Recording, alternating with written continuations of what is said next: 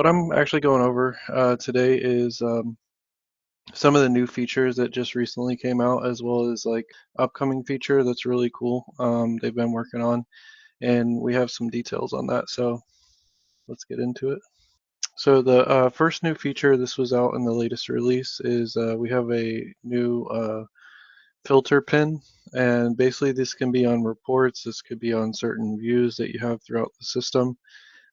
And you're just going to see like a little pin kind of laying outside on the right side of that field if it's something that can be kind of memorized. So the idea behind this is if I leave the screen and I go, to do something else, but I'm kind of working on a certain date range, or maybe I'm working with certain people or locations, these are going to be able to be pinned, and as long as I come back to uh, or when I come back to that section, it should have that pin remembered.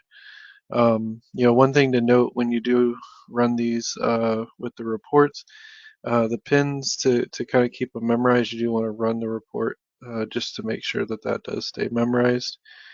In other screens like the views, those should automatically memorize when you pin them. The other cool feature, and this is what Rose was talking about, is there session confirmation or receipt kind of notifications that can go out. And there's two sections. There's no particular order. I went about them in this order. First is that we have three new email templates. So there's a session log confirmation for the student, as well as one for the tutor, and then tutor session log confirmation. This could be sent to admin or whoever else maybe needs to see that. So you've got three different ones to kind of work with, and as you can see, it's kind of similar to some of our other appointment-based reports where it just has a kind of rundown of everything. But instead of saying like, "Hey, you were a no-show," this is actually confirming that, "Hey, you did show up, and here's the details." And these aren't going to be enabled by default. So if this is something that you're interested in using, definitely go customize these messages first or second. But you do have to actually, the other part is enabling them. And we actually have a new section for that. So you guys might be familiar with like the email templates and everything in the control panel, but now we have one called notifications as well. And I think we shared that in our previous session or whatever. But if you get there to the control panel notifications, you're going to have a whole list of different types of notifications that the system can do. And this is where you can actually customize the different types of messages that you want to go out, whether those be email, text messages, and our various other options like on-screen notifications, things like that. Once you get in there, you can actually filter by session logs because that's what those are categorized under. And then on the end, there's going to be an edit, and that's where you can choose to get those through email and then use those customized email templates. So before we move on, I just want to kind of show that since it is actually live in production. And so the first thing I'm going to do is go to our reports. And I'm going to go to maybe one of my favorite reports, something like attendance summary.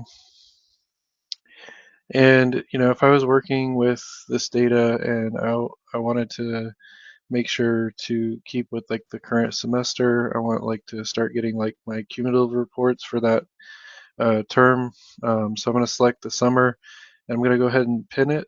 Once I have that pinned, it should keep this. So if I leave and come back, now the only thing is when you do it on the report screen, you do want to run the report first. Let's say I wanted this by service, and I'm going to go ahead and select just one of the centers so I don't get everybody's data.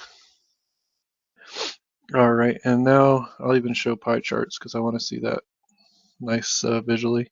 So we'll go ahead and run that. And let's say that report took longer than it did. If I had clicked off somewhere else, or whatever the case may be, I can go back to that report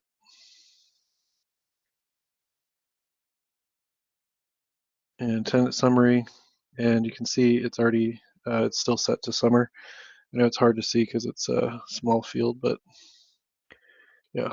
summer 26. So, um, and it should also be in my reports history too, so I can just actually go back to that if I wanted the same settings, but maybe I wanted the same semester but a different location. So yep, I can see all my summary of my visits and the different services that they are using, and it is definitely for that summer semester, so it's good. And then the other option, this is the second one that I was going over, the new visit confirmation emails. So if we go into the control panel, like I said, it really doesn't matter which way you go about it first.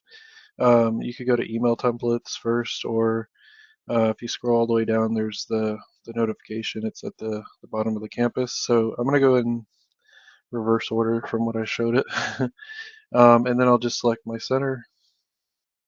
Okay, and of course you have all these different options. Some of them are already enabled, maybe based on previous settings that we had, but the new ones that are not going to be enabled, if you notice it just says no delivery methods enabled, are going to be under the category of session logs. So if I just click that, I just get those things right away.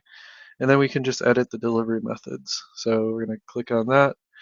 And of course we have the email, text message, app.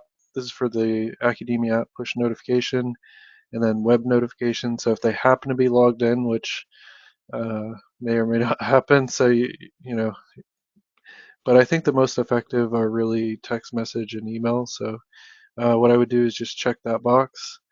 It's going to give me a preview of what that message is going to go out as. Whenever you enable messages, by the way, it will just use the standard default template. So you always want to go in there and customize it. And in fact, if you hit this edit, you could actually get right to it as well. But I do need to make sure I save up here for any of these options that I've selected. So yeah, now that it says email here, I could go back, edit the template. Just keep in mind, um, I could also go to the regular email template section too, just like I'm used to. But yeah, that's pretty much it. So you go in there, enable it, and then you can also look at the email template from here. Oh, And Nick, I was also gonna say we also have the pin feature available on the daily viewer in the tutor schedule. So if you guys wanted to utilize that as well, it'd be good if you just want the center to be remembered or like a specific advisor to be remembered. yeah, Yeah. and you can see this like all throughout all the different settings. So hopefully this feature gets expanded on and maybe gets added to more places. But yeah, for right now, these are really awesome. If you're really trying to maybe try to work with certain services, certain tutors. Uh, like let's say I wanted to see all my in-person tutoring services. And then if I have to go away from this screen, maybe I was setting someone's schedule that isn't in my list here, then yeah, I could definitely do that. So those are those two features. Let me go back because we have one last feature I need to cover. All right, so this is an upcoming feature, and I just wanted to kind of outline like some of the benefits of that.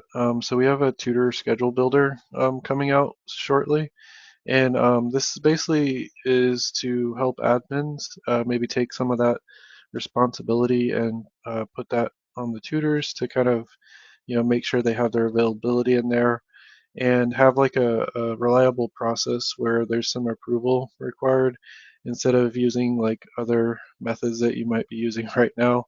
And it just saves time for the admin, so you're not having to copy schedules or other options that we've previously given to our admins.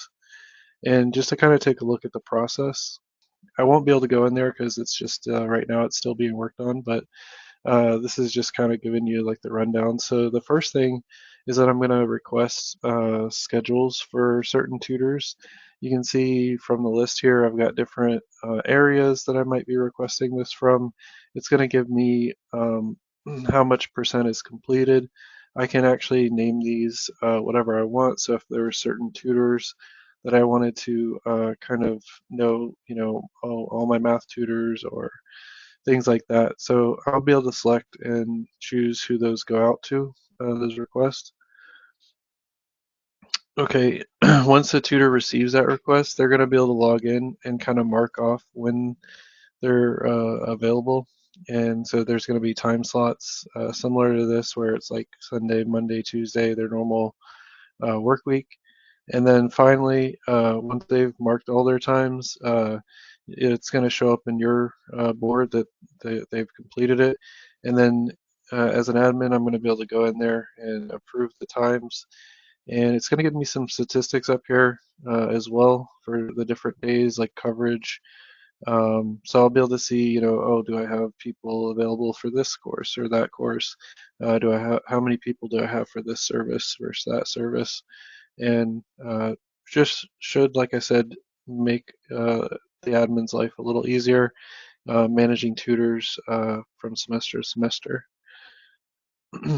Rose, did you how how'd you like that feature? Did you have when you had saw that in our we did a developer meeting and got to see a sneak peek of it. So Yeah, I thought it was really cool. I think that it's something that people could definitely utilize long term.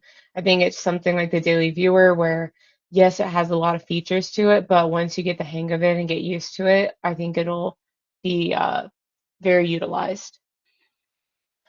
Well, we thank you guys. We really appreciate it.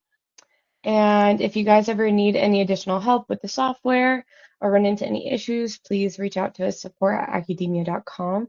And we will see you guys again next month.